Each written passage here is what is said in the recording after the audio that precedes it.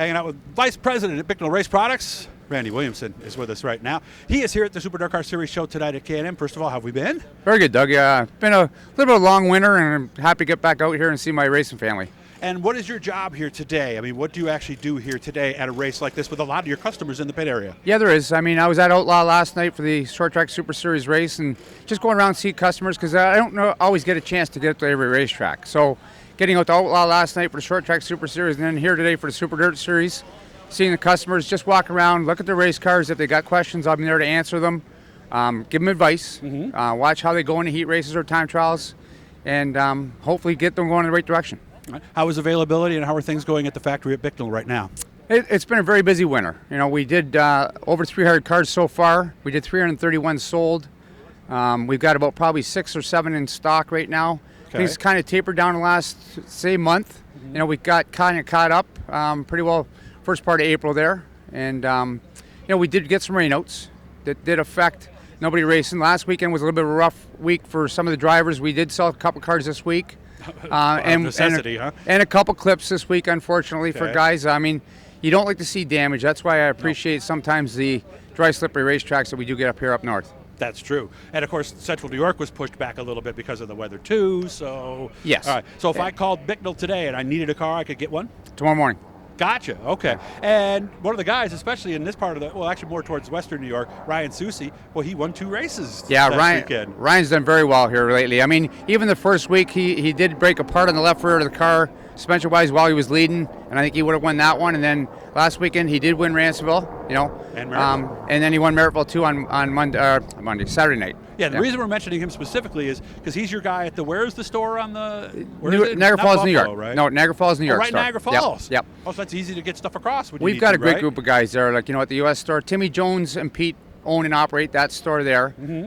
But we got Ryan Susi. Yeah, Erica's husband. Yes. Yes, right. And Dave DePietro, Junior and Senior, you know. Senior used to work at Troyer, you know, and he came up. He was one of the welders over at Troyer there. And I know last year at Oswego, I had him help me out weld some race cars that needed some welding done. So he was my guy doing the welding over there last year at Oswego, which was nice. And it's a good group of people. Robbie Johnson, he's a racer too as well. Yeah, same in Canandaigua, yep.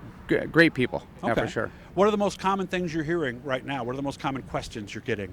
Just a little bit of everything. Like, I mean, first of all, I got to find out what the customer has for questions, okay? What is his complaint about? Is it entrance, mid-turn, exit? Is it tight? Is it loose? Is it the driver, you know, dumping the throttle, pushing middle? Okay. Yeah, because some of it is driver. Right? Yeah, I was just talking to Justin Ayers a little bit about Canandaigua because he's got a little bit of a mid-turn push, and we're working on that. Sometimes it's tire preparation. You know, in that case there, I think it is tire preparation a little bit. Spring rates, as things change, you know, different tire brands. Last night going from one tire brand with no sidewall to a Hoosier tire today with a sidewall rigid tire. So we're talking different spring rates or different possibility of different shocks too. Okay, all right. How do you know if it's the driver or the setup, and how do you handle that as the guy who they buy their stuff from? First of all, you got to listen to the driver, okay? But sometimes the driver's not always correct. Yes, I've heard that. And a lot of times I'll consult with the crew chief or, you know, the father or whoever's watching too as well. I try to watch a lot of video. I love when they put in-car video in the car. That's what you like. Okay. Yes, because then they can send it to me by my email. I can study the customer's car and watch what it's doing. See, I was thinking that you would need that, but you would also need, because I know crew chiefs and drivers have often disagreed on what a car is doing based on what they see. That's fairly common, isn't it? It happened with my son, and I'm going back when he first started racing modifieds, I think it was, and he come in complaining about being loose exit. And I said, Matt, I'm watching you. You're tight in, and then you're loose exit. And no, I'm not, Dad. You don't know. You don't drive the race car. That's what I was told. So I gave him $200 to go buy a GoPro. That's back when the GoPros were just kind of coming out, right? And we mounted it up behind the left ear, and he come in after the feature, and he looked at it, and he said, well, I guess you're right. So I was right once. Well worth $200. I was right once. Not once. Well, obviously a little bit more than that, or we wouldn't be selling as many cars. And you told me we were actually selling more this year than we did at the same time last year? We were ahead there for a while. We were ahead. Yeah, and then lately it's just kind of tapered down. Last year we did 374. We're kind of on pace probably right now, I would say, to do about the same. Okay. Yep. I'm glad to see you, and I know you enjoy this. I mean, you're like me. This is like Christmas morning. It's nice to see my racing family for sure. And nice to see you again too. So, thanks, and again, if you have questions, do not be bashful, guys. What's the best way for them if they don't know anybody and they just bought a Bicknell and they don't know what to do? What's the best way for them to approach you? Well, first of all, they should register the serial number with myself. Okay. How do they do that? Randy Williamson at BicknellRacingProducts.com is my email. Okay, send me the serial number up, their information, what track they're racing at, what shock brand they're on, what division, what tires. They send that to me. I keep record at the factory, okay, of that. Okay. But on the other hand, if they're got some tech questions, Ryan's very good. Dave, there's 3 Daves at the U.S. store: Dave Conant, Dave Jr., and Dave Sr.